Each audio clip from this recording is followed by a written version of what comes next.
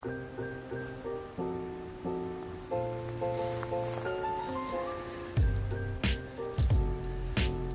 halo semuanya dan selamat datang kembali di Tanya Seputar Hukum. Dan kali ini saya akan membahas mengenai harta bersama dan mahar ya. Apa kaitannya? Karena masih ada yang belum memahami mengenai hal tersebut. Masih ada pertanyaan seputar apakah mahar itu juga termasuk harta bersama, dan apakah ketika ada perceraian mahar itu juga harus dibagi. Ini masih perlu diluruskan hal tersebut. Oke, yaitu membahas mengenai apakah mahar itu merupakan harta bersama dan ketika akan dijual itu juga harus persetujuan kedua belah pihak, persetujuan lawan kawin atau persetujuan suami atau istri. Oke, itu pertanyaannya ya.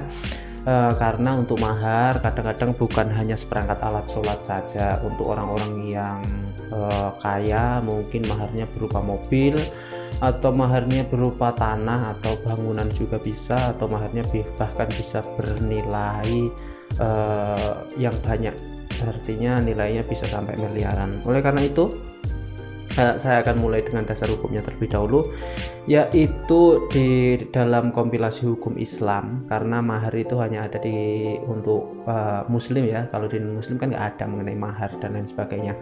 Untuk mahar itu sudah diatur di dalam kompilasi hukum Islam di dalam pasal 1 huruf F. Yang dimaksud dengan mahar yaitu adalah pemberian dari calon mempelai pria kepada calon mempelai wanita, baik bentuk barang atau jasa yang tidak bertentangan dengan hukum. Tidak bertentangan dengan hukum itu maksudnya barang tersebut baik, misalnya tidak dikasih barang curian mungkin, atau ganja atau apa dan lain sebagainya yang dilarang oleh hukum. Sedangkan ini harta bersama ini juga diatur di dalam kompilasi hukum Islam.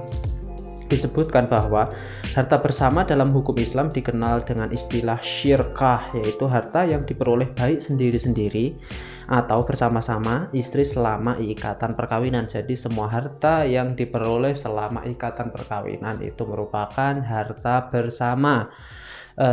Di pasal 35 kompilasi hukum Islam juga disebutkan bahwa ketika seseorang itu menikah, maka untuk keseluruhan hartanya menjadi harta bersama ketika tidak ada perjanjian perkawinan. Itu juga disebutkan di Undang-Undang Perkawinan juga seperti itu. Jadi kalau kita simpulkan dari pengertian ini sudah jelas, mahar itu kan diberikan ketika akan menikah. Sedangkan untuk harta bersama itu merupakan harta yang diperoleh setelah menikah. Dari sini kan sudah paham, sudah jelas ya. Mahar itu kan diberikan sebelum pernikahan, sedangkan untuk harta bersama itu setelah pernikahan. Maka untuk mahar itu adalah 100% hak seorang istri. Mau itu dijual, mau itu diberikan, mau itu dibuang, jadi semuanya itu 100% hak istri. Oke? Jadi itu untuk menjawab pertanyaan tersebut sudah ada dasar hukumnya dan sudah jelas. Untuk mahar itu seorang istri untuk menjual tidak perlu izin dari suami. Seperti biasa, semoga bermanfaat dan terima kasih. Dah.